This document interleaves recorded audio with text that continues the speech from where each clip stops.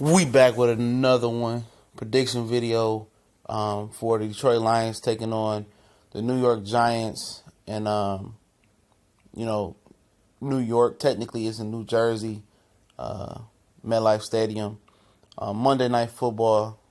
I think it kicks off at 8:30 or something like that this Monday. And it should be a hell of a show. The Lions coming off a win versus the Cardinals. The Giants coming off a loss to the Dallas Cowboys, and I'll start there for my Lions fan. Giants, defense played well. Even though they gave up 19 points, it was basically because of their anemic offense. A lot of things haven't panned out for the Giants up front. You talking about Eric Flowers not, panning out. The whole offensive line looked terrible. And they have no real running back. They have Shane Vereen and, Perkins and, none of them is real, workhorse running backs. It's one of the few teams that have worse running back situation than Detroit Lions. And you met one. And Eli Manning, when you don't give him a running game or you don't protect him, this is what you get. He's not a guy who's accurate, and can just dink and dunk all day.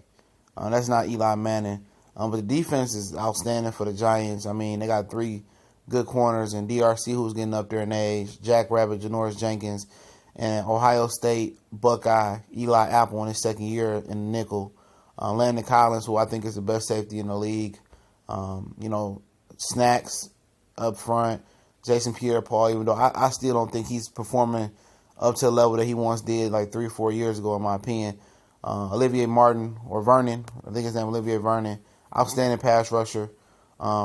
So the Lions will be tested here, at least on offense, going against the New York Giants defense. But we know, quick review from last week, the Lions can't make those mistakes that they did on the road, especially outside on grass. They can't have a young kick returners bringing it out. They tell them they need. The punter, he out with a torn MCL and a torn ACL. Thank God. I want him to get better, but he was horrible. And running the ball, it didn't look good. But like I said, give it some time. And then when we get closer to the trade deadline, was a week 8, week 6, and you see it's not panning out, then I think it's time to make a move for the Hill character and the Bengals, and potentially Adrian Peterson. Not any scat back running back. You just want to stop plug, until you get your running back next year.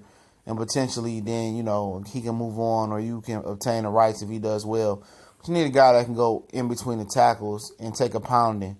But like I said, let's just wait and see. Amir Abdullah did kind of get pulled from the game for a minute. He sat out. And I'm just not a fan of his style as a runner. But hopefully Zach Zenner comes back healthy this year. This week, and does his thing. But, overall, this is a game the Lions should win. This is a game they typically wouldn't win on the road, outside, on the grass, but it should be a beautiful day at MetLife Stadium, a beautiful night, I should say, and they should do well. I think the Arizona Cardinals had a better offensive line, even with losing DJ Humphries, than the New York Giants, and they had a better running game, and the Lions shut down David Johnson. And I didn't think they was going to be able to shut down David Johnson. So hopefully they don't let their guard down and let, this guy Paul Perkins and Shane Vereen get off. And the tight end Melvin Ingram is very athletic, but at the end of the day, I'm pretty sure he's lacking in route running and lacking in some of the veteran skills and tricks and trades to the game.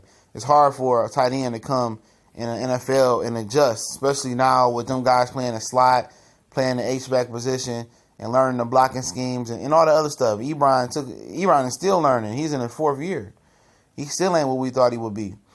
Maybe never will be. So Evan Ingram has an uphill battle. Brandon Marshall didn't look good in his outing. Sterling Shepard, I think it still is hurting. If you're asking about Odell Beckham Jr., in my honest opinion, he's not going to come back to it. He's 100% healthy. Or if he does come back still kind of injured with the high ankle sprain, he's going to have a new deal for him to jump right back in there, and I agree with it, man. You the starter team, and same thing that the Cowboys did to Emmitt Smith back in the day. They said, "Oh, we don't need you. So Emmitt Smith, we don't need to pay you that." Emmitt Smith sat out and they went like 1-3 or something like that, or so whatever it was, and they signed Emmitt Smith. I think they won the Super Bowl that year. So they got to just see how valuable Odell Beckham is. But if you look at the Giants' offense, man, without Odell Beckham, without a running game, I don't know what it is. To be honest. And for the Lions, it's people talking about last year. Mike Valenti said last year, you've seen what you got from the Lions. It's a different team. Obviously Quadre Diggs is a different corner. He manned up Larry Fitzgerald great last week. Nevin Lawson looked great last week. Had one pass interference call that was total horseshit. And the second one, it was horseshit too. He grabbed him a little bit, but it was horseshit. It was BS. They had to call on Nevin Lawson. He played a very good game on Jawan Brown out there. Slade played a very good game. He let John Brown get an out route, but who knew Carson Palmer was going to throw an out route from the left hash all the way to the right sideline. So, and our secondary is different. You see Tavon Wilson and Glover Quinn it's a different defense, man. With Jerry Davis in the middle, he's going to continue to learn. Anthony Zettel, Ziggy Ansah should be in better playing shape this week. Hopefully, I think Nada came back. Ashawn Robinson this is a different defense. This is a young defense that's continuing to grow. And hopefully they don't let their guard down this week. I think the vocal point is to get pressure on Eli Manning. Play that old Ndamukong Suh, Kyle Vanderbilt type of defensive line game plan, which is this week you play the run while you're going for while you're attacking the quarterback. Just play the run while you're going to get the quarterback. Because these running backs ain't really nothing. Only concern coming out the backfield, Shane Vereen coming out catching a couple passes. Just go get the quarterback and play the run while you're going to get the quarterback. I think that's the game plan. Go get Eli Manning, rattle him, make him throw into close windows, make him take chances, and he will throw you the ball. He has led the league interception in 3 different times. And we talking about the Detroit offense. How do you attack the New York Giants defense? And I'll tell you this: you attack it with the matchups with the linebackers and with the free safety. Free safety's probably stay back. Landon Collins is one of the best guys at covering tight ends in the league and being in the box.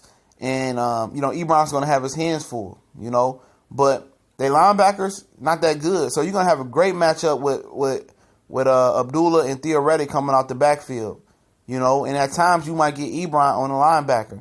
So that's just what you're going to have to attack. And you have to attack Eli Apple, the novice cornerback, You're going to get times when you get Kenny Galladay on Eli Apple. You're going to get times when you get Golden Tate on Eli Apple. I don't think Jack Rabbit is going to travel with Janoris Jenkins travel with Golden Tate because Golden Tate goes into the slot. We've seen Patrick Peterson not elect to do that, to stay on Marvin Jones and stay on the outside. The New York Giants should do the same thing. I think Marvin Jones, if he gets put on DRC, he's going to have success. If he's on Janoris Jenkins, you'll see a little bit quiet approach from Marvin Jones again this week, in my opinion.